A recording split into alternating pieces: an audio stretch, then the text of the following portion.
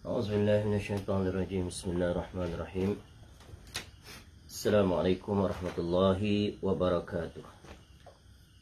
إن الحمد لله نحمده ونستعينه ونستغفره ونعوذ بالله من شرور أنفسنا ومن سيئات أعمالنا. من يهده الله فلا مضل له ومن يضلل فلا هادي له. وأشهد أن لا إله إلا الله وحده لا شريك له. وأشهد أن محمدا عبده ورسوله.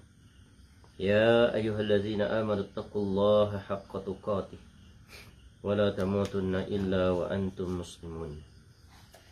يا أيها الناس اتقوا ربكم الذي خلقكم من نفس واحدة وخلق منها زوجها وبث منهما رجالا كثيرا ونساء واتقوا الله الذي تساءلون به والأرحام إن الله كان عليكم رقيبا. يا أيها الذين آمنوا اتقوا الله وقولوا قولا سديدا يصلح لكم أعمالكم ويغفر لكم ذنوبكم ومن يطع الله ورسوله فقد فاز فوزا عظيما. أما بعد فإن أصدق الحديث كتاب الله خير الهدي هدي محمد صلى الله عليه وسلم وشر الأمور محدثاتها وكل محدثة بدعة وكل بدعة ضلالة وكل ضلالة في النار. اللهم إنا نسألك علما نافعا. Ya Allah, kami memohon kepada Engkau ilmu yang bermanfaat, warizqan thayyibah, dan rezeki yang baik, wa amalan mutaqabbala, dan amal yang diterima. Alhamdulillah, kita bersyukur pada Allah Subhanahu wa taala.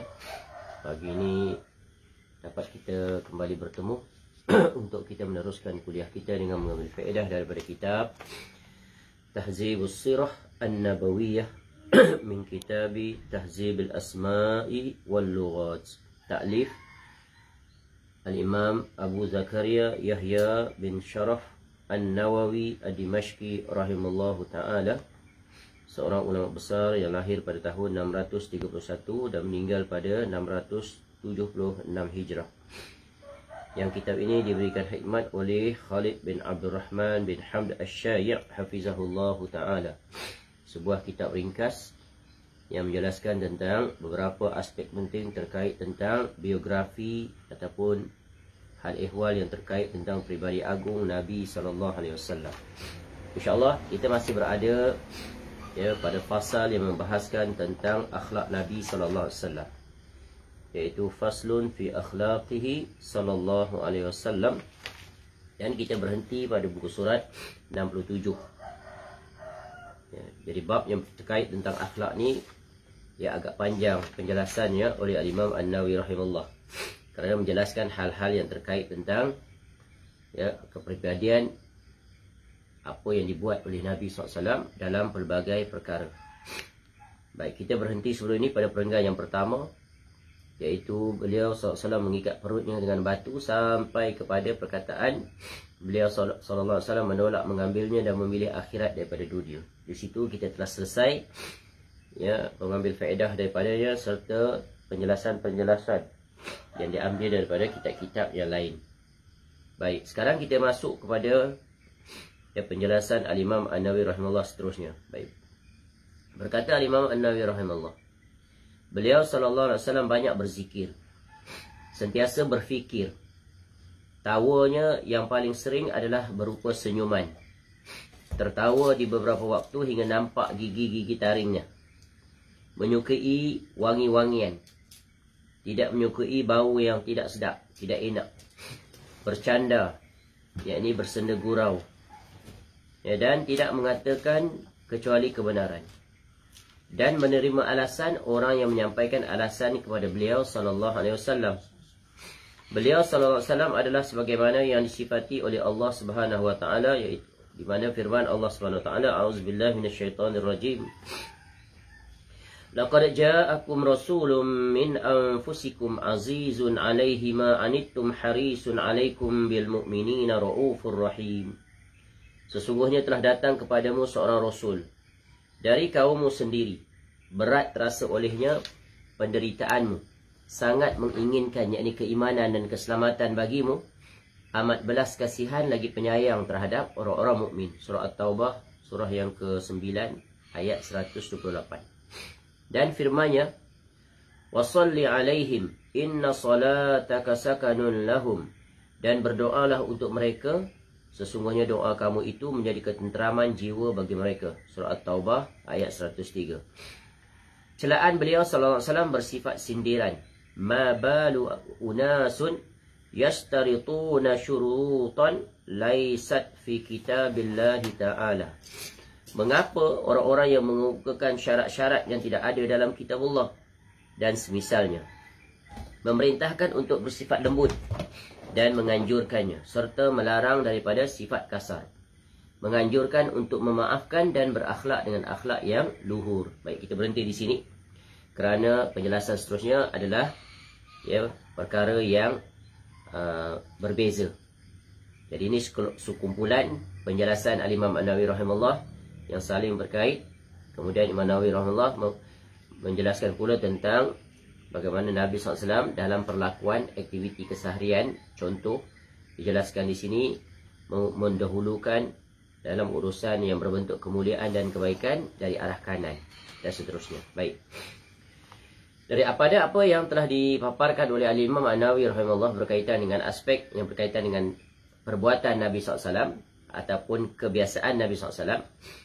Dan apa yang telah kita bacakan tadi adalah menjelaskan bagaimana betapa Nabi SAW sangat menjaga, menghargai, mengurus dan memanfaatkan masa dengan hal-hal yang bermanfaat. Daripada penjelasan tadi menunjukkan bagaimana Nabi SAW memanfaatkan waktu, ataupun dalam istilahnya menguruskan masa, agar masa kurniaan Allah itu menatijahkan kebaikan dan agar terjauhkan daripada kesia-siaan. Kerana sebagaimana yang kita tahu, modal yang paling utama, yang paling bernilai, yang kita terima secara percuma, tak perlu dibayar, adalah masa. Dan masa adalah usia. Dan dia adalah modal utama dan merupakan nikmat teragung yang Allah kurniakan bagi seorang mukmin, iaitu Allah bagi dia masa, bermakna dia ada kesempatan dan peluang untuk dia melakukan pelbagai kebaikan-kebaikan sebagai persiapan dan juga bekalan untuk negeri akhirat. Dan Nabi SAW memberikan contoh dan keteladanan yang agung bagaimana mengoptimalkan atau menjadikan masa itu berkesan. Ya, tidak dibazirkan, tidak disia-siakan begitu saja. Kerana banyak orang yang mensia-siakan usia yang Allah berikan kepadanya. Ya, contoh, Allah Ta'ala mengajar kita bagaimana memanfaatkan waktu pada bulan Ramadan dengan sebaik mungkin. Lalu Allah Ta'ala aturkan kepada kita pelbagai amal ibadah, khusus di siang harinya dengan berpuasa. Bukan hanya berpuasa menahan lapar dan dahaga, tetapi juga menahan seluruh anggota tubuh badan, zahir dan batin, agar tidak terjatuh ke dalam perkara yang merugikan, yang melalaikan, yang menatijahkan kesia-siaan, sehingga mengakibatkan puasanya sendiri terbatal pahalanya. Begitu juga Allah mengatur pada waktu malamnya, iaitu agar kita mendekatkan diri kepadanya dengan bersama berjamaah solat di masjid, di surau, iaitu berdiri bersama imam pada solat tarawih dan solat witir, yang membaca Al-Quranul Karim dan pelbagai perkara-perkara yang bernilai ibadah. Kerana bulan Ramadan dia adalah bulan ibadah. Maka jika manusia, orang-orang yang beriman ini tidak mengikut ketentuan yang telah Allah tetapkan khusus pada bulan Ramadan, maka sungguh dia adalah orang yang paling rugi. Ya, mensia-siakan waktu yang terbaik pada bulan yang terbaik yang datang hanya sebulan. Ya, dan dia belum tentu akan bertemu dengan bulan ini pada tahun yang kehadapan. Sebab itu Nabi SAW mengajar kita apa yang perlu kita pergunakan masa ini. Jadi Nabi SAW di antara perkara yang digunakan dengan masa yang diperuntukkan bagi setiap manusia dari dulu sampai hari kiamat sama saja, 24 jam. Tak ada lebih, tak ada kurang. Sesibuk apa pun dia, bagaimanapun kedudukan dia di dunia, pemimpinkah dia, rakyatkah dia, orang biasakah dia, orang beradakah dia, orang kaya, orang miskin, orang sihat, orang sakit, budak, orang tua, kanak-kanak, lelaki, wanita, semuanya memiliki modal yang sama, iaitu masa, 24 jam. setiap hari. Jadi di antara perkara yang Nabi SAW banyak pergunakan masa adalah berzikir kepada Allah, iaitu mengingati Allah. Mengingati Allah ini dalam pelbagai bentuk. Ada dalam bentuk iaitu yang paling kita cepat ditangkap oleh pemahaman, berzikir adalah dengan ucapan lisan. Dengan pelbagai bentuk ucapan yang diajar oleh Allah Ta'ala kepada Nabi SAW, dan juga merupakan perintah Allah Ta'ala kepada makhluk ciptaannya ini yang satu, iaitu manusia. Bahkan makhluk ciptaannya yang lain selain pada manusia pun berzikir kepada Allah. Sabbaha lillahi ma fis samawati wa ma fil ard. Contoh, telah bertasbihlah apa yang ada di langit dan di bumi. Tetapi zikir mereka itu tidak diketahui dan tidak didengari dan tidak difahami oleh manusia. Adapun manusia, Allah telah ajarkan bagaimana zikirnya, dan Allah memerintahkan banyak sekali di dalam ayat-ayat Al-Quran agar mereka berzikir kepada Allah, dan Allah menjelaskan tentang keutamaan berzikir itu kembali kepada diri mereka. Dan berzikir itu adalah menunjukkan tanda betapa berterima kasih, syukurnya hamba kepada Rabbnya.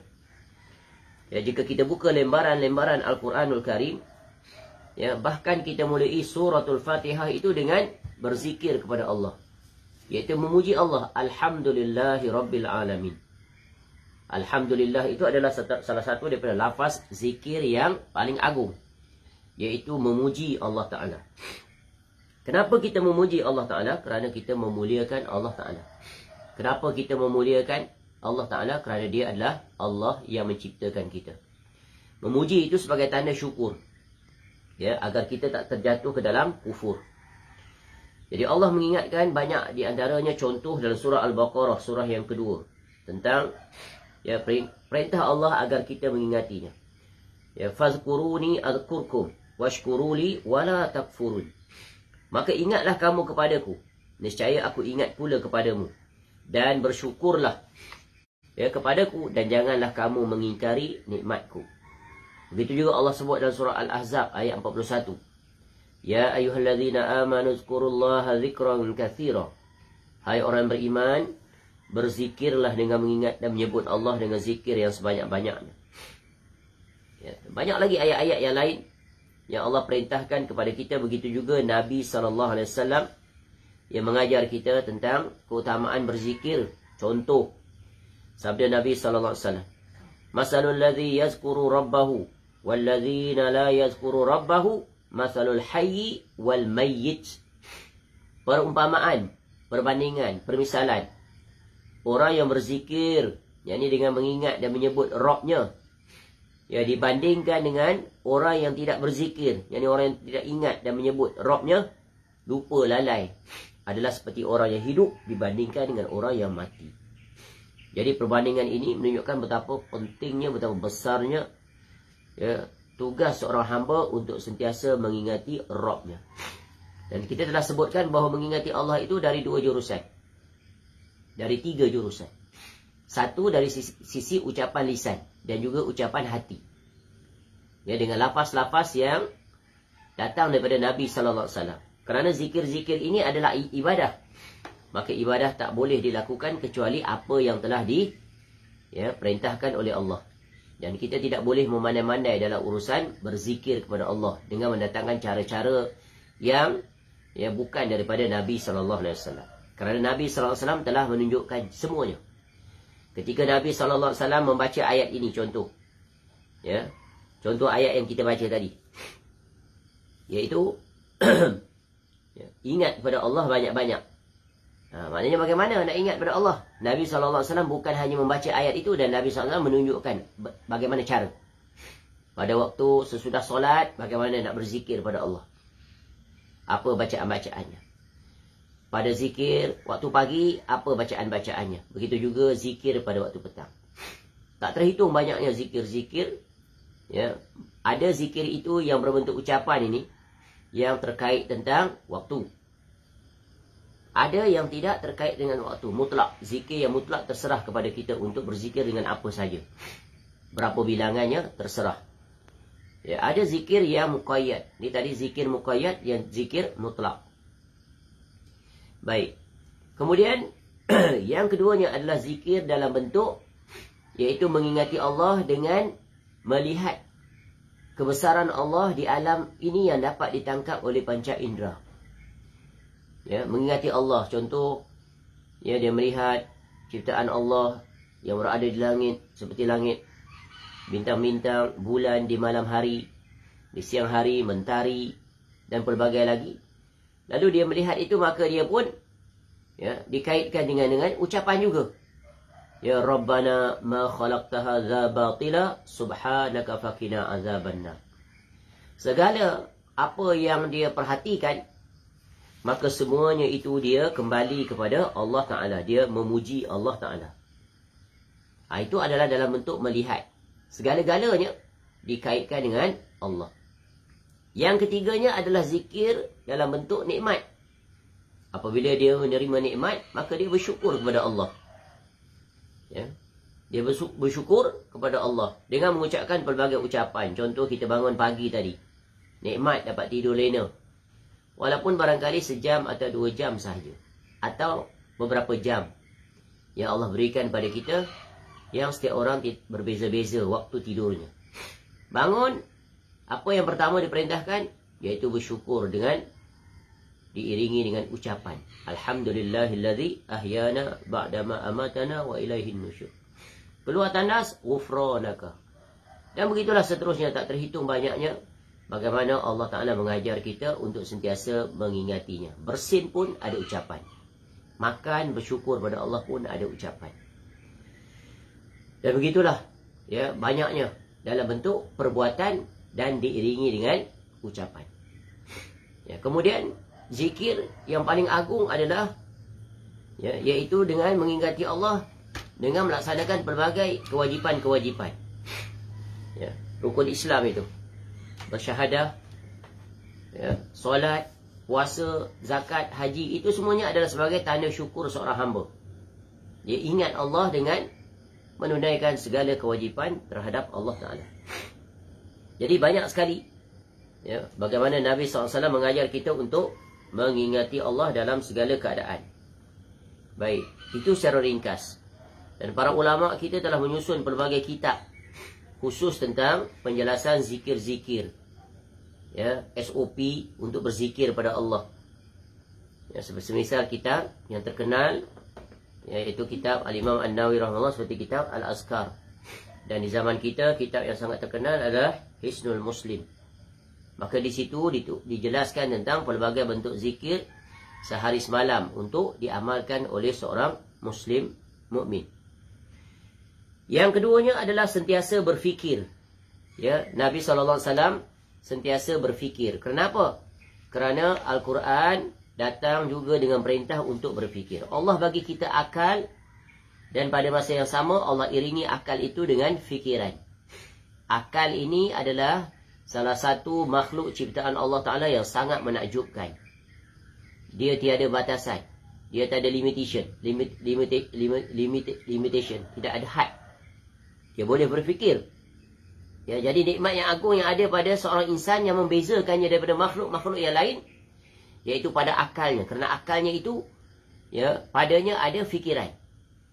Inilah keistimewaan manusia berbanding dengan makhluk yang lain. Seluruh makhluk di atas muka bumi ini. Inilah yang menyebabkan manusia itu dimuliakan. Dia merupakan sebaik-baik kejadian. Laqad khalaqnal insana fi ahsani taqwim. Ya, sesungguhnya, ya, manusia ni, makhluk Allah ni adalah sebaik-baik kejadian, sebaik-baik ciptaan. Kerana padanya ada satu peranti yang tidak dimiliki oleh makhluk lain, iaitu akalnya yang berfungsi untuk berfikir. Ya, ini nikmat yang terbesar. Dan dengan akal itulah dia boleh mengetahui kebenaran dan kebatilan, kebaikan dan keburukan. Dengan akal itulah dia boleh memandu kehidupannya di dunia. Bila dia didatangi dengan pelbagai masalah, kesulitan dan sebagainya, akal itulah yang akan mencari jalan, membantunya untuk menyelesaikan segala permasalahan yang dia hadapi. Dan dengan akal itulah dia dapat memahami nakal, iaitu wahyu.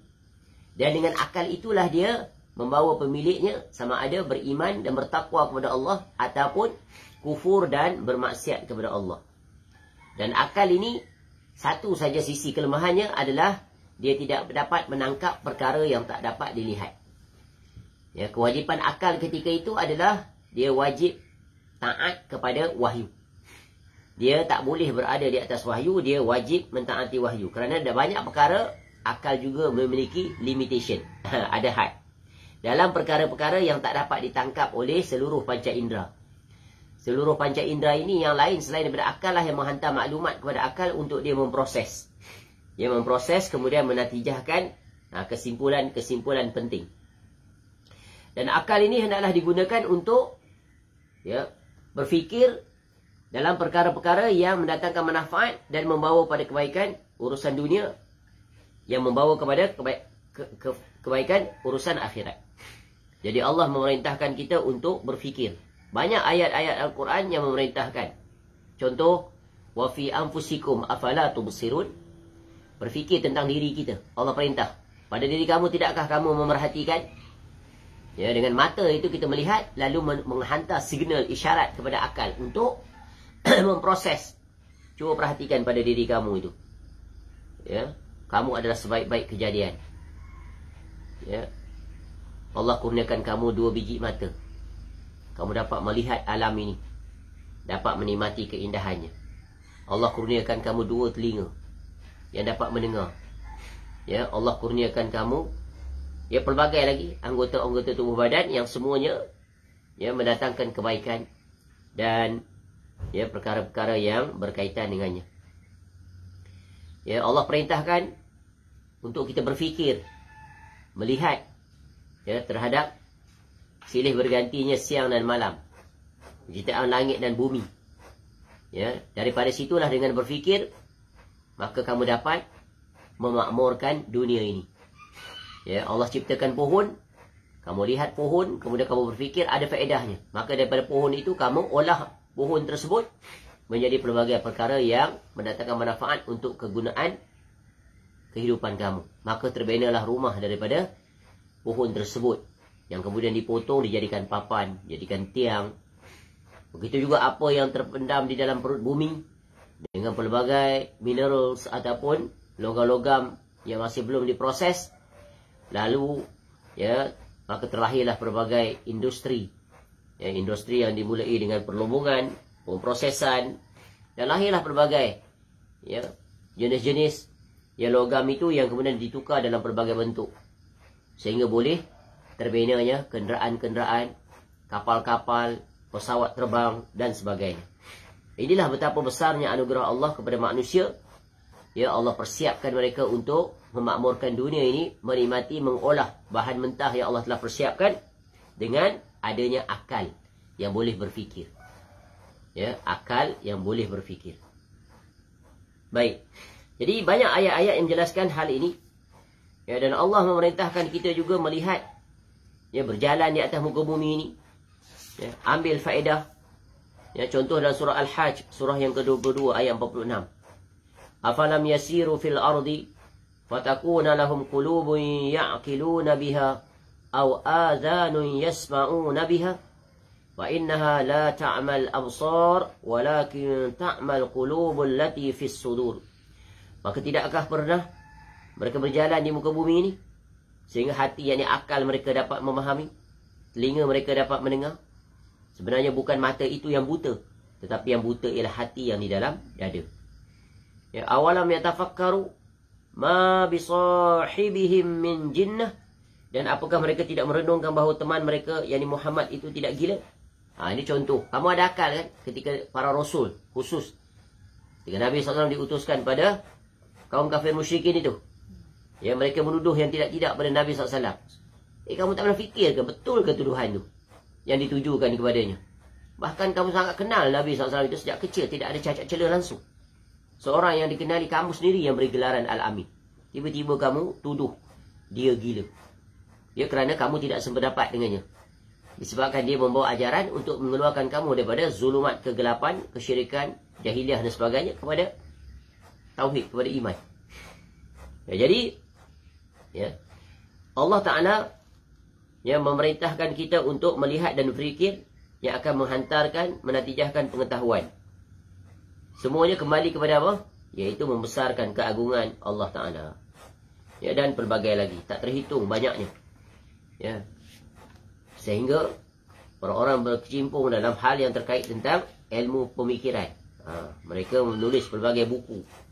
Ya, tentang bagaimana cara untuk berfikir, jenis-jenis, ya, cara berfikir, ya, dan tak terhitung banyaknya. Ya, agar apa? Agar kita mengambil faedah daripada akal kurniaan Allah Ta'ala. Sebab itu dalam agama ini, di antara tujuan syariat ini, maqasid syariah, yang 5, salah satunya adalah untuk menjaga akal. Agar akal itu jangan dimudaratkan. Sebab itu, apa saja perkara yang memudaratkan akal, maka itu adalah dilarang, diharamkan. Ya, seperti khamar, merosakkan akal. Dadah, merosakkan akal. Rokok, merosakkan akal. Ya, bahkan merosakkan kesihatan tubuh badan.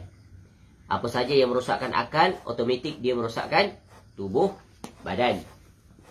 Ya, bila akal sudah rosak, maka akan rosaklah segala tindakan dan juga perbuatan pemilik akal tersebut. Ya, kemudian disebut di sini juga Nabi SAW adalah orang yang, ya, tawanya yang paling sering adalah berupa senyuman. Tertawa di beberapa waktu hingga tampak gigi taringnya. Jadi di sini dijelaskan tentang apa? Tentang bagaimana ketawa Nabi SAW. Jadi Nabi SAW bukanlah seorang yang serius sepanjang masa. Ya, serius. Ada masanya Nabi SAW serius, ada masanya Nabi SAW senyum, ketawa. Ya, bagaimana bentuk ketawa Nabi SAW? Sama tak dengan ketawa kita? Tak sama. Ketawa Nabi SAW itu adalah tidak mengeluarkan suara berdekah-dekah, apatah lagi seperti kebanyakan ya kita. Jadi senyum dan ketawa ni ada beza. Ya. Kalau ketawa, ya, keluar suara, akan berlaku renggangan, ada gap di antara bibir atas dan bibir bawah. Begitu juga gigi bawah dan gigi atas akan terangkat. Maka nampaklah apa yang berada dalam mulut. Nampak kerongkongan, anak tekak, nampak lidah. Tapi senyum, ya, tidak ternampak semua itu. Itulah beza di antara senyum dan ketawa. Menunjukkan bahawa Nabi SAW sentiasa ceria, ya, dalam kebanyakan masa, dan tujuannya adalah untuk menceriakan orang lain. Ada senyum ini memberikan implikasi yang sangat besar terhadap hubungan sesama manusia. Sebab itu besarnya peranan ini sehingga Nabi SAW menyebutkan tentang senyum ini. Tabassumuka fi wajhi akhika laka sadaqah. Menunjukkan wajah yang ramah. Wajah yang ramah maknanya wajah yang ceria diiringi dengan senyuman yang menarik, yang melegakan, yang melapangkan, yang menenangkan jiwa. Adalah sedekah, dapat pahala. Dan Nabi SAW memberikan penekanan tentang amalan-amalan. Ya, daripada yang besar, yang kecil. Jangan remehkan perbuatan kecil. Small matter. Tak payah buat, tak apa, tak. Nabi SAW bagi kaedah, apa saja perbuatan, sekecil apa pun, bila ianya mendatangkan kebaikan, maka jangan kamu sia-siakan, jangan kamu remehkan, jangan kamu abaikan. Ya, sebagaimana sabda Nabi SAW, la tahqiranna minal ma'rufi syai'a walau an talqa akhaka biwajhin talib. Jangan kamu meremehkan satu perbuatan, yang perbuatan kecil, walaupun hanya menunjukkan wajah yang ramah pada saudara kamu. Itu adalah perbuatan walaupun kecil, ya, tetapi dia adalah besar di sisi Allah. Kenapa? Iaitu memasukkan kegembiraan pada seseorang, khususnya seorang mukmin. Ya, tengok kita senyum pada dia pun dia rasa selesa, lega. Ya, tidak ada buruk sangka dan seumpamanya, hilang semuanya. Jadi Nabi SAW, ya, sebagaimana yang disebut, ya, dalam hadis contohnya daripada Jabir bin Samurah radhiyallahu an, beliau menceritakan, wa kana la yadhaku illa tabassuma. Ya. Adalah Nabi SAW itu tidak ketawa melainkan dengan senyuman. Tidak ketawa melainkan dengan senyuman. Ya, ketawa ini adalah satu perbuatan yang bodoh dan buruk jika ketawanya itu melampaui batas. Memang Allah kurniakan kita dua sifat pada wajah ini. Ya, dari sisi dua bibir. Satu senyum, satu ketawa. Satu senyum, satu ketawa. Jadi Nabi SAW pesan pada kita, jangan banyak ketawa. Kerana ketawa itu mematikan hati. Wala tuksirud dhahik. Jangan banyak ketawa. Pada hari ini orang dia ketawa berdekah-dekah, bahkan dibuat pertandingan. Dia dipanggil Maharaja Lawak. Sungguh ini satu musibah. Karena mereka telah terjatuh ke dalam tasyabuh dengan orang kafir. Orang kafir, ya, apa di antara prinsip mereka? Mereka mengatakan slogan mereka tentang ketawa. Laughter is the best medicine. Ketawa itu adalah ubat yang terbaik. Ya, itu adalah ucapan yang batil. Ya, bukan ketawa itu adalah ubat yang terbaik. Ketawa itu adalah ubat, adalah musibah, iaitu melalaikan hati daripada mengingati Allah. Betapa banyak orang yang ketawa berdekah-dekah, sedangkan malaikat maut sedang menunggu, ya, untuk mengambil nyawanya. Dalam keadaan dia mati seperti itu, maka dia mati dalam keadaan lalai, lupa kepada Allah. Orang yang banyak ketawa adalah orang yang paling lalai kepada Allah. Ya, sebab tu Nabi SAW mengingatkan kita, wala tuksirud dhahik, fa inna kasratud dhahik tumitul qulub. Barang siapa yang banyak ketawa, maka dia mati hati dia. Ya, sebab tak mungkin seorang itu memperbanyakkan ketawa sedang kalau dia sedar apa yang sedang menunggunya di negeri akhirat. Pasti takut itulah yang mendominasi. Bila takut itu disisihkan daripada hati, yang masuk adalah, ya, perasaan senang lenang, ketawa dan seumpamanya, maka dia lupa pada negeri akhirat. Dan ini sungguh mengundang malapetaka. Sebab itu dalam hadis yang lain Nabi SAW menyebutkan, "Lau ta'lamun ma a'lamu, la dhahiktum qalilan wa la bakaitum katsiran." Jika kamu tahu apa yang aku tahu, kata Nabi SAW, nescaya kamu akan ketawa sedikit dan menangis banyak. Yang sebelum tu Nabi SAW telah menjelaskan, telah melihat syurga, telah melihat neraka. Adapun kita, Nabi SAW telah jelaskan semuanya. Maka akhlak yang mulia bagi seorang peribadi mukmin, iaitu menyedikitkan ketawa. Jangan sekali-kali ketawa berdekah-dekah sehingga satu pejabat daripada hujung ke hujung boleh mendengar ketawanya. Tingkat atas, tingkat bawah. Ya, sampai tingkat atas, tingkat bawah pun boleh dengar. Dan yang lebih yang mengaibkan, dia dikenali dengan ciri kuat ketawa. Kalau dengar ketawa itu, pasti itulah pemiliknya. Alangkah ruginya orang seperti itu. Ya, hendaklah dikenali sebagai orang yang sedikit ketawa. Orang yang sopan, orang yang sentiasa menjaga lisan dan juga tindakan serta perbuatan. Namun pada hari ini, yang paling membinasakan, ya, gelak ketawa itu menjadi profession. Profession sebagai sumber kehidupannya. Iaitu membuat sesuatu aksi tindakan agar orang ketawa. Dia panggil apa profession tu? Komedian. Komedian. Dia naik atas stage, dia bercakap supaya orang ketawa. Ya, pelawak. Dan pelawak ni biasanya akan banyak kata dusta yang keluar daripada perkataannya. Dia akan mereka-reka cerita. Ya, bahkan yang lebih parah, dia akan menyindir-nyindir, ya, orang lain.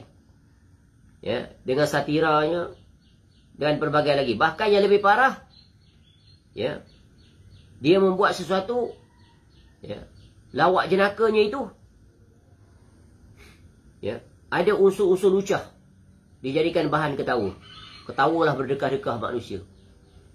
Bahkan yang lebih parah, ya, yang melakukan komedi ini adalah para penceramah di meja-meja penceramah.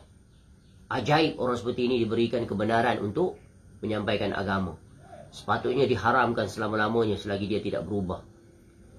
Masya Allah, sampai ke dalam masjid, dalam surau rumah Allah, mereka berlawak jenaka. Bahkan berlawak jenaka sampai kepada tahap, iaitu kelucahan. Bahkan ada di antara, ya, lawak jenaka itu menghina-hina pula perbuatan orang lain. Ya, padahal apa yang mereka hina tu, yang mereka jadikan bahan gelak ketawa itu adalah perkara yang memang ada dalam agama. Betul kan? Sehingga mereka berani, ya, menguluk-uluk.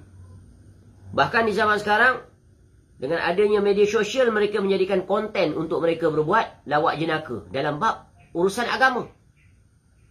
Mereka solat, mereka buat main-main, ya, untuk mendapat like. Ya, ini bentuk penghinaan yang menyebabkan pelakunya kufur kepada Allah. Automatik. Bila menghina mana-mana perkara yang berkait dengan agama. Ya, contoh. Orang berlakon. Tak puasa. Ya. Macam-macam dia buat. Macam mana dia tak puasa. Ya. Dilakonkan. Itu kan bentuk penghinaan. Bulan puasa. Di bulan puasa lagi. Ya, berlakon tak puasa. Kemudian macam-macam taktik dia buat. Berbagai ucapan sehingga orang yang melihatnya ketawa berdekah-dekah. Ya, padahal amal ibadah tak boleh dipermainkan, tak boleh dilakon-lakonkan. Ya, solat dalam keadaan main-main. Ya. Tarik baju macam-macam dia buat. Ya, berpuasa begitu juga, dia berbuka. Ya, dalam usia kedewasaan. Ya, dan pelbagai lagi. Ini semuanya senda gurau yang membinasakan pelakunya. Ya, orang-orang seperti itu sedang mempersiapkan dirinya untuk menghadapi kemurkaan Allah. Ya, bayangkan betapa banyak manusia yang melihatnya dan manusia yang ketawa akibat perbuatannya, tak sedar mereka sebenarnya sedang mentertawakan syariat ini. Sebab itu Nabi SAW ajar kita tentang ya, ketawa itu ada had, ada aturan.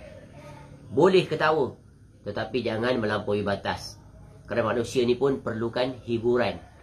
Ya, dalam keadaan dia stres dan sebagainya. Ya, kita bercanda. Dan Nabi SAW bercanda, bergurau. Ya, bergurau. Ya, bergurau. Sebagaimana disebut sini, bercanda dan tidak mengatakan kecuali kebenaran. Ya, Nabi bergurau. Ya, contoh, Nabi SAW bergurau dengan anak-anak kecil, dengan isterinya, dengan para sahabat. Ya. Contoh, Anas bin Malik radhiyallahu an ada beberapa hadis yang meriwayatkan tentang, yaitu tentang gurauan Nabi SAW. Iaitu bergurau dengan kanak-kanak, bergurau dengan orang dewasa, lelaki, bergurau dengan orang tua perempuan. Contoh, ya, diriwayatkan kepada Anas bin Malik radhiyallahu an, anna an-nabiy sallallahu alaihi wasallam qala lahu, ya zal uzunain, qala Abu Usamah, yakni yumazihu, wahai pemilik dua telinga. Nabi SAW bagi gelaran pemilik dua telinga. Berkata Abu Usamah, salah seorang perawi dia, Nabi SAW bergurau dengan Anas.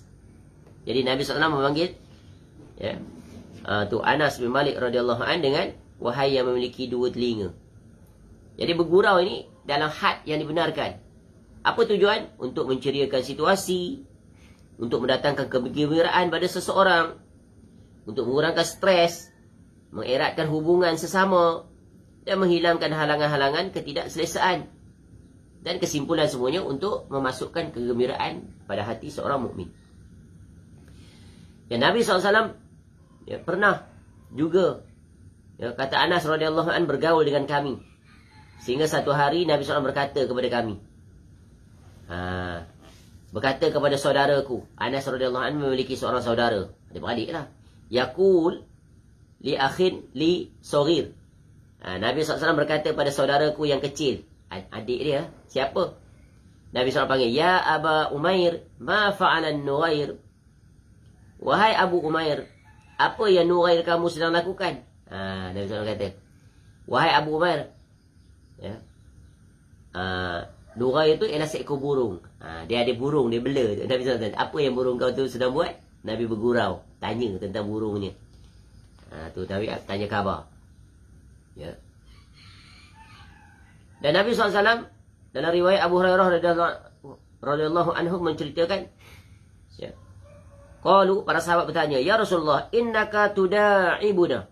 Qala inni la aqulu illa haqqa. Ya Rasulullah, kami lihat engkau ini bersenda gurau dengan kami. Lalu jawab Nabi SAW, sesungguhnya aku tidak bercakap melainkan yang benar dalam gurauanku.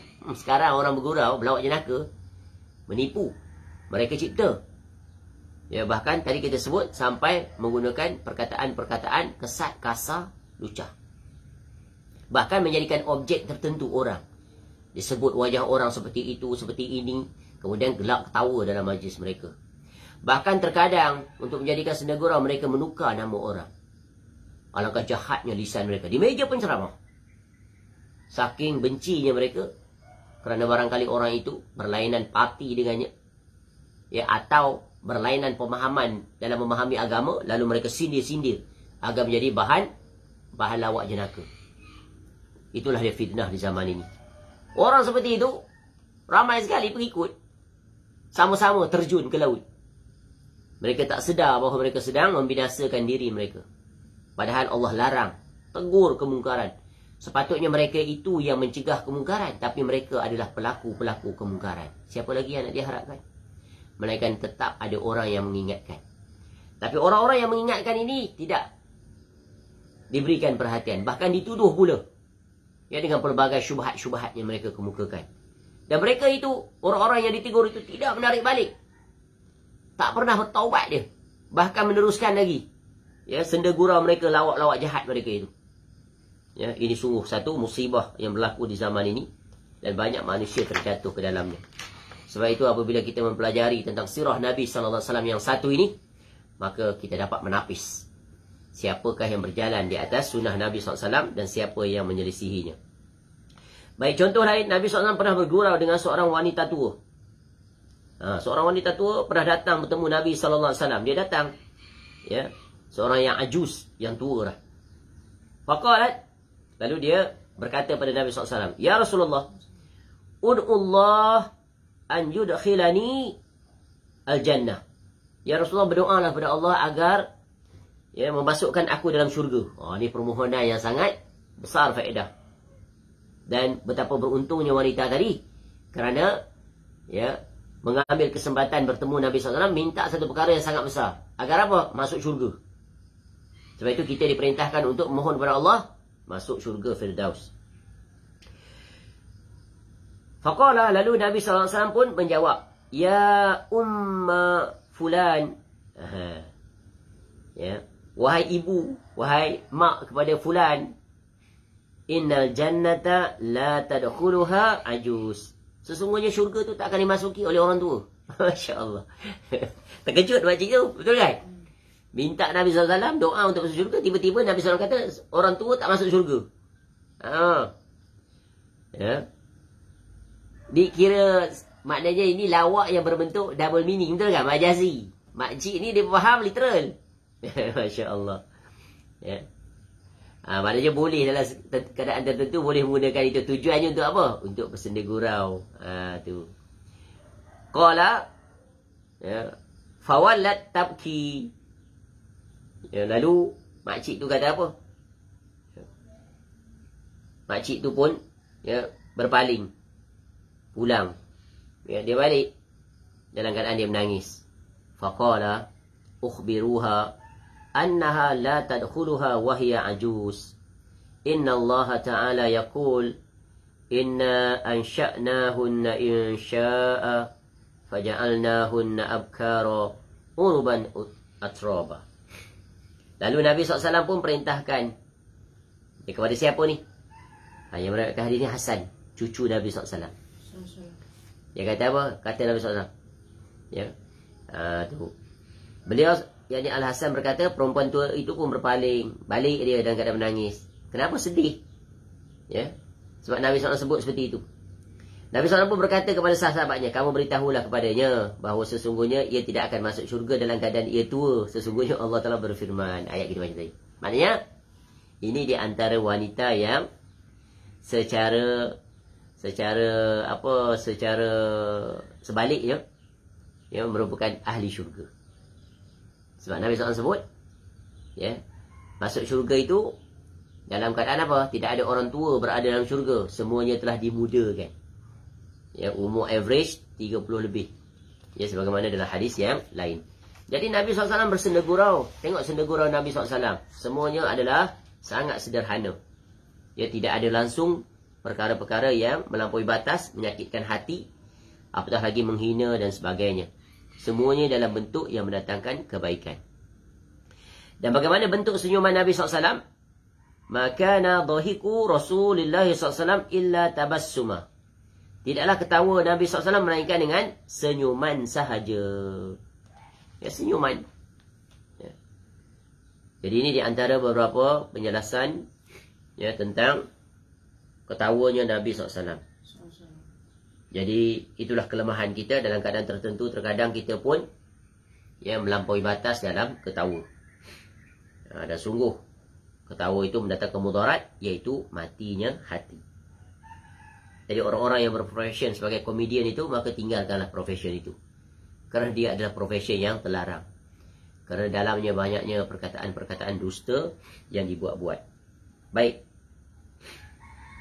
Kemudian Nabi SAW suka kepada wangi-wangian. Dan ini memang kita ketahui. Ya, wangi-wangian adalah perkara yang Nabi SAW sangat sukai. Kerana wangi-wangian itu adalah merupakan imej pribadi. Dan ia mendatangkan keselesaan kepada orang lain. Jadi Nabi SAW memakai wangi-wangian. Dan memang kita kaum lelaki disunahkan untuk memakai wangi-wangian dalam pelbagai keadaan. Khususnya ketika kita berada di keramaian. Khususnya lagi ketika kita beribadah. Hatta ketika menunaikan umrah. Ya. Sebelum kita memakai kain ihram, kita wangikan dulu anggota tubuh badan. Tapi jangan bila dah pakai kain umrah baru letak minyak wangi. Itu dilarang. Ya, maknanya pakai wangi-wangian di badan. Baru pakai kain ihram itu. Untuk lelaki. Lelaki. Sahaja. Dan lelaki saja. Adapun wanita ada aturan. Wanita, ya, apa beza wangian lelaki dan wangian wanita? Wanita pun disuruh memakai wangian. Ya. Nabi SAW bagi kriteria. Ya. Sebagaimana hadis yang datang daripada Abu Hurairah radhiyallahu an, qala Rasulullah SAW, tibur rijali ma zahara rihuh wa khafiya launuh. Wangian kaum lelaki ialah yang nyata baunya dan tersembunyi warnanya. Wangi, ya, tapi tak nampak warnanya. Minyak wangi kan ada warna-warna macam-macam kan. Kemudian bagaimana wanita pula? Watibun nisa'i ma zahara launuhu wa khafiya rihuh. Adapun wangian kaum wanita ialah nyata warnanya tetapi tersembunyi baunya. Maknanya baunya hanya sekadar untuk menghalang bau tubuh badannya yang tidak menyelesaikan orang lain. Maknanya dia dapat offset. Dia dapat delete bau tubuh badan. Sebab setiap orang memiliki bau badan yang tersendiri. Ada orang memiliki bau badan yang sangat keras. Yang tidak selesa. Ya, yang tak menarik orang. Bahkan menyebabkan orang menjauhi daripada dirinya. Betul kan? Ada orang badan dia memang tak ada bau apa-apa. Ya, ini semuanya berkaitan dengan proses dalaman badan manusia. Makanan yang dia makan. Ya. Jadi, wanita, dia tidak boleh, ya, wangi-wangiannya dapat ditangkap oleh hidung manusia. Kalau berbau di hidung khususnya lelaki, maka dilarang. Kenapa? Apa saja jalan-jalan yang menyebabkan lelaki yang bukan mahram tertarik kepadanya, maka hukumnya adalah haram. Ini masuk dalam kaedah syadduz zara'i. Ya, wala taqrabuz zina. Jangan kamu hampiri zina. Jadi apa-apa jalan yang membawa kepada perzinaan, maka dia juga terlarang. Jadi wanita ni, sebagaimana kita disebut dalam agama ini, ya, ia adalah sumber fitnah. Bila dia keluar, padanya berjalan sekali fitnah. Maka tutup pintu fitnah itu. Sebab itu wanita hendaklah berpenampilan yang tidak mendatangkan fitnah pada kaum lelaki. Dari segi pakaiannya, dari segi cara gerak badannya, dari segi cara berbicaranya dengan orang lain, dari segi, ya, perhiasannya, solekannya, wangi-wangiannya. Maka dibenarkan, diizinkan memakai wangian, tapi wangian itu hanya sekadar untuk, ya, menjaga keselesaan dirinya dengan orang lain, iaitu tidak terhidu bau yang tidak enak. Adapun lelaki, baunya semerbak. Sebagaimana yang kita ketahui, salah seorang sahabat Nabi SAW yang sangat terkenal dengan trademarknya wangi-wangian khusus, iaitu Mus'ab bin Umair radhiyallahu an. Ya, sebelum dia memeluk Islam, dia adalah anak orang kaya. Jadi di antara penampilannya, dia ada minyak wangi yang special. Bila dia lalu di satu jalan, kemudian ada orang pula melalui jalan yang sama, akan tercium, terhidu bekas, ya, baunya. Maka tahulah itu adalah ciri khas bauan datang daripada Mus'ab bin Umair radhiyallahu an. Tetapi ketika dia masuk Islam, segala-galanya hilang. Miskin, sulit, kerana ibunya telah menarik segala pembiayaan untuk dirinya. Jadilah dia seorang yang fakir. Ya, sehingga ketika dia mati syahid, ya, maka pakaiannya hanya ada sehelai. Ditutup kepala, nampak kaki, ditutup kaki, nampak kepala. Sehingga ditutup dengan rumpai-rumpai daun. Orang Allah, perang Uhud tak silap. Dan dia Allah muliakan dengan dialah yang dihantar oleh Nabi SAW untuk mendakwahi penduduk Madinah. Dan dialah yang pertama kali diizinkan untuk mendirikan solat Jumaat di Madinah sebelum kedatangan Nabi SAW. Jadi wahai para wanita, ya, ini adalah ujian buat kamu. Bukan agama itu ya mendiskriminasikan kamu, tetapi agama itu memposisikan kamu ya di tahap kemuliaan. Yang sebelum datangnya agama ini, kamu itu berada pada tahap yang menjunam ke arah kehinaan, dijadikan bahan apa? Bahan dagangan yang tiada nilai, boleh diperkotak-katikkan dan pelbagai lagi. Ya, ke Islam datang, Islam nak memuliakan dan menjaga kehormatan kamu itu. Ya, kamu hanya untuk suami kamu, tidak untuk orang lain. Ya, jadi jangan ikut cara orang-orang kafir barat, sehingga menjadikan wanita ini adalah harta benda awam. Harta benda awam. Sebab itu mereka menelanjangkan para wanita, agak seksi, mendedahkan sana sini untuk tatapan dan santapan mata-mata manusia. Ya, gratis, percuma, sia-sia, hilang kemuliaan, turun ke darjat kehinaan kembali. Padahal Islam datang untuk menjaga kemuliaan mereka. Inilah yang banyak tak disedari oleh kaum wanita, sehingga mereka terjatuh ke dalam gerakan feminisme, equality. Padahal agama mendatangkan ya kebaikan dan kemuliaan, mengangkat darjat mereka itu. Mereka memiliki harga diri yang tinggi, kerana mereka adalah yang kemudian nanti akan menjadi ibu kepada anak-anak, yang mana anak-anak itu adalah terlahir daripada tangannya, yang akan menjadi orang hebat, orang beriman, orang bertakwa, atau sebaliknya. Jadi Nabi SAW juga ya, menerima alasan. Ya, menerima alasan. Sesiapa saja yang datang memberikan alasan pada Nabi SAW, maka Nabi terima. Nabi hanya bergantung dan berdasarkan pada alasan apa yang mereka perbuat, yang mereka jelaskan. Ya, mereka tidak, Nabi SAW tidak membaca apa yang ada di dalam hati mereka. Ya, Nabi SAW hanya berdasarkan apa yang mereka ucapkan. Ya, sebagaimana contoh, di antaranya peristiwa besar yang berlaku, iaitu dalam peperangan Tabuk, tentang kisah orang-orang yang tidak ikut berperang bersama dengan Nabi SAW. Ya, sehingga ketika mana Nabi SAW kembali daripada peperangan Tabuk, ya, kebiasaannya Nabi SAW akan singgah di masjid terlebih dahulu, iaitu masjid Nabi SAW. Ya, melaksanakan solat sunat 2 rakaat. Nabi SAW duduk, kemudian bertemu dengan para sahabat, bersembang-sembang. Ketika itu maka datanglah orang-orang yang tidak ikut berperang. Ya, dan orang-orang yang tidak ikut berperang dalam peperangan Tabuk itu ada beberapa kategori. Ya, ada beberapa kategori. Ada 4 kategori. Yang pertama, orang-orang yang memiliki uzur syar'i. Ini Allah memaafkan mereka. Yang kedua, orang-orang yang tidak memiliki uzur syar'i dan Allah telah menerima taubat mereka. Tak ada uzur, tapi mereka bertaubat. Tak ada alasan. Yang ketiga, orang-orang munafik dari kalangan Arab Badui yang tinggal di sekitar kota Madinah. Yang keempat, orang-orang munafik Madinah. Ya, jadi orang-orang yang tidak memiliki uzur syar'i dan Allah telah menerima taubat mereka itu pun dalam proses yang agak panjang.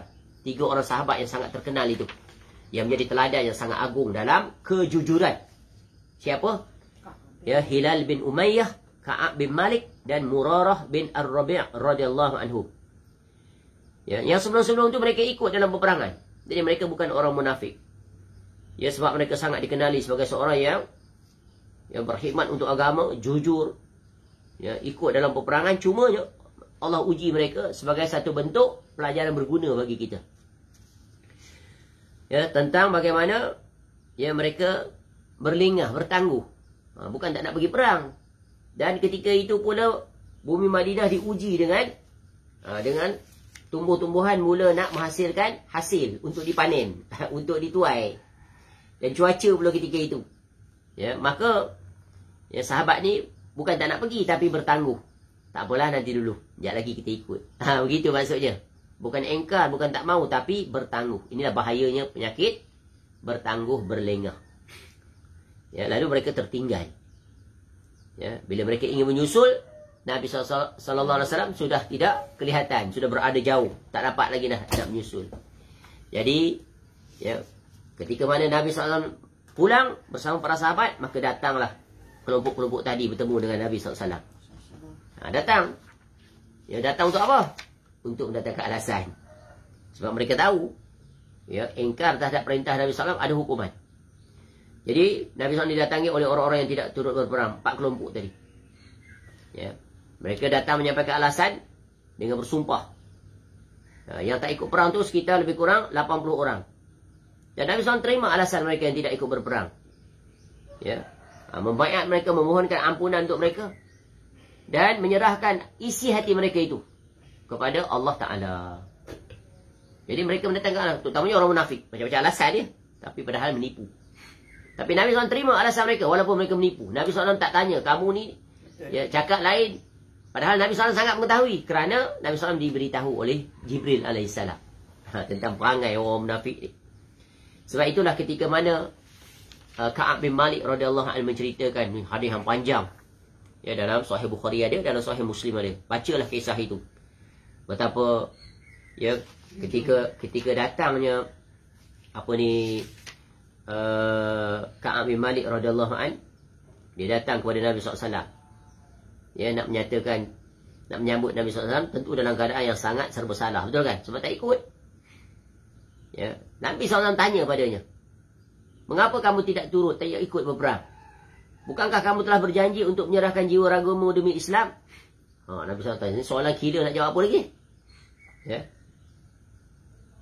Inilah orang yang bertangguh ni, yang berlengah, pasti akan dihinggapi penyakit yang menstreskan diri. Khususnya ketika bersendirian. Iaitu apa? Penyakit menyesal. Rasa serba salah. Serba tak kena.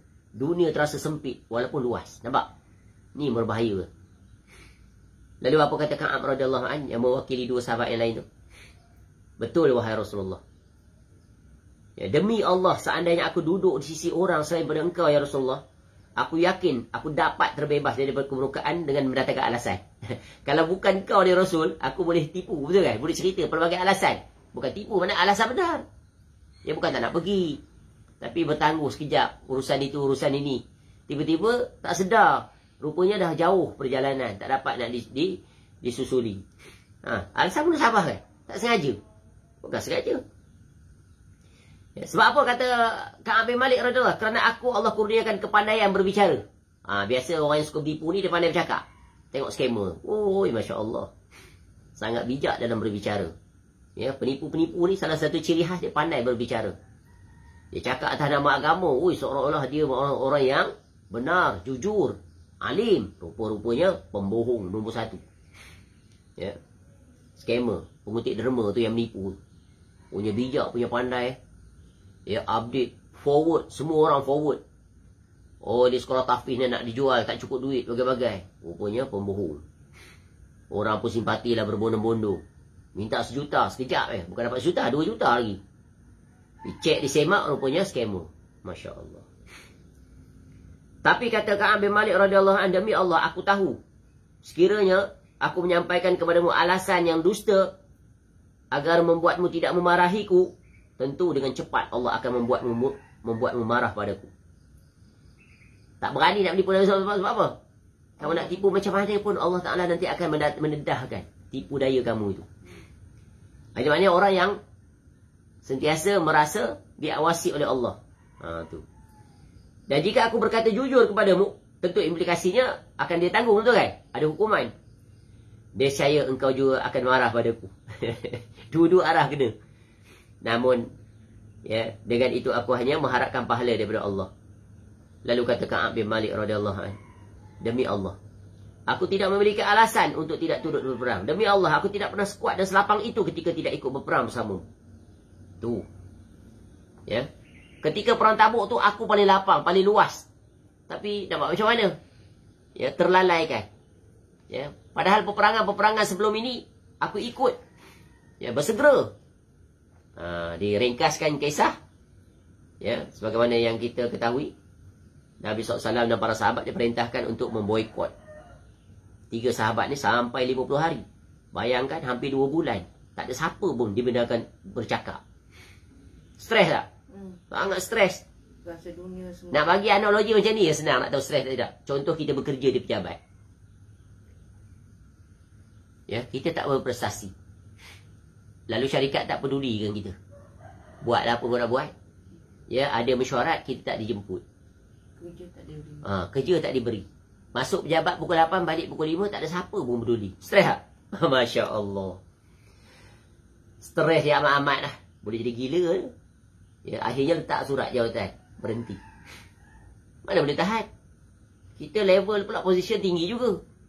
Tiba-tiba tak dipedulikan oleh syarikat. Tak dipanggil. Tak ditanya. Tak diberikan tugasan. Gaji jalan. Salah satu cara macam mana nak terminate pekerja secara psikologi. Negatif psikologi. Ni kadang-kadang syarikat dia ada buat cara ni. Yang tak sepatutnya mereka buat seperti itu. Itu adalah kezaliman. Ini bayang ni. Yang boykot ni siapa? Allah perintah seluruh para sahabat. Dan Nabi SAW. Ya. Betapa Allah mentarbiah sebagai pelajaran berguna kepada orang-orang lain. Kemudian akhirnya Allah menerima taubat mereka. Tu Allah sendiri yang menerima taubat. Istimewa tak 3 sahabat ni? Terutamanya Ka'ab bin Malik radhiyallahu an. Allah suruh turunkan ya surah At-Taubah ayat 117 hingga 119. Bacalah di situ. Ya, kemudian apa kata Ka'ab bin Malik radhiyallahu an? Dia tak pernah melupakan tentang peristiwa ini. Terutamanya salah seorang sahabat iaitu Talhah bin Ubaidillah radhiyallahu an.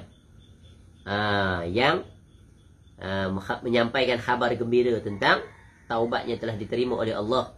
Menerusi perkhabaran Nabi SAW, berlari dia. Bagi tahu, kamu telah diampunkan oleh Allah. Nabi SAW dah bagi tahu. Tapi belum sampai lagi maklumat kepada dia. Lalu, inilah ucapan yang sangat istimewa yang menakjubkan dari seorang Ka'ab radhiyallahu an tentang peristiwa Allah terima taubatnya. Apa kata dia? Demi Allah, tidak ada nikmat yang telah diberikan oleh Allah kepadaku setelah Allah menunjukkanku kepada Islam yang aku anggap lebih besar daripada kejujuranku kepada Rasulullah. Andainya aku berdusta, maka aku akan celaka sebagaimana orang-orang yang berdusta. Dan begitulah sendiri. Ya, Nabi SAW daripada bangsa Arab. Orang Arab, berbahasa Arab. Ya. Berat terasa olehnya penderitaan kamu. Nabi SAW merasa ya, kesulitan-kesulitan, ujian-ujian, siksaan yang ditimpakan kepada para sahabatnya. Nabi SAW turut merasa sedih, duka cita dan berbagai lagi. Sangat prihatin. Kemudian sangat menginginkan, yakni keimanan dan keselamatan bagimu. Nabi SAW adalah Nabiur Rahmah. Ya, umat yang dihadapinya itu adalah ummatul ijabah, ummatul dakwah. Nabi SAW kasihan melihat orang-orang kafir itu. Betul kan? Hakikatnya kasihan. Ajak kepada tauhid, ajak kepada syurga. Tiba-tiba mereka menentang. Sungguh kasihan mereka itu. Kalau mereka tahu apa yang aku tahu, kata Nabi SAW. Betul kan? Bagaimana kesudahan mereka itu jika mereka menerima syurga, jika mereka menentang neraka.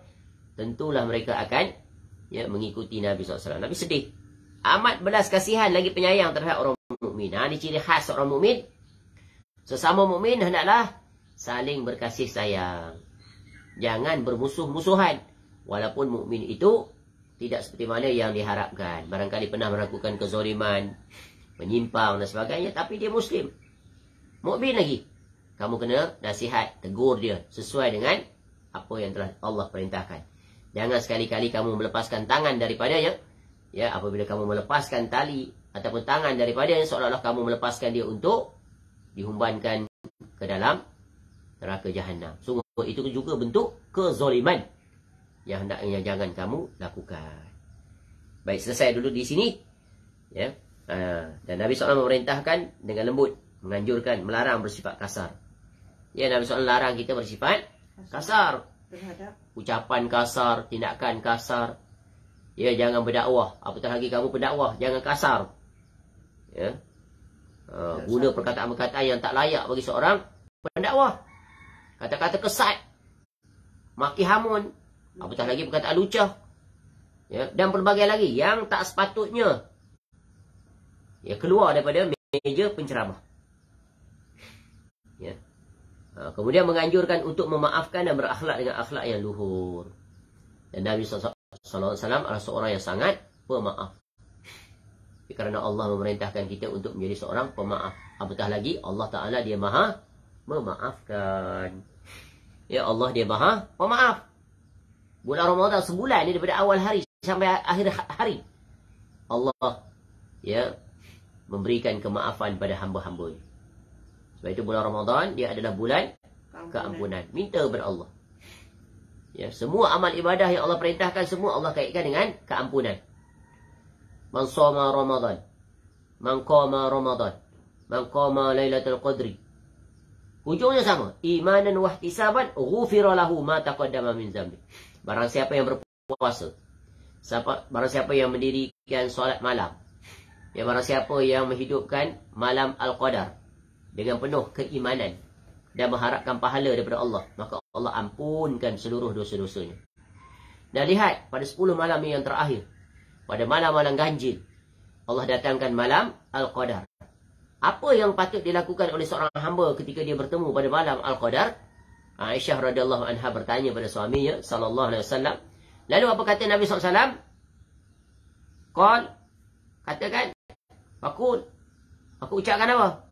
Allahumma innaka afuun tuhibbul afwa fa'fu anni. Ya Allah, engkau maha pemaaf dan engkau suka memberi maaf. Maafkanlah aku ya Allah. Tengok, kemuncak hari dalam bulan Ramadan diperintahkan banyak-banyak memohon maaf. Allah Ta'ala ada 4 nama, dalamnya ada 4 terkandung padanya sifat. Apa dia? Al-Ghafur, Al-Ghaffar, At-Tawwab, Al-Afu. Maha pemaaf, maha pengampun, maha menerima taubat. Yang keempat, maha pemaaf. Halus sebutannya.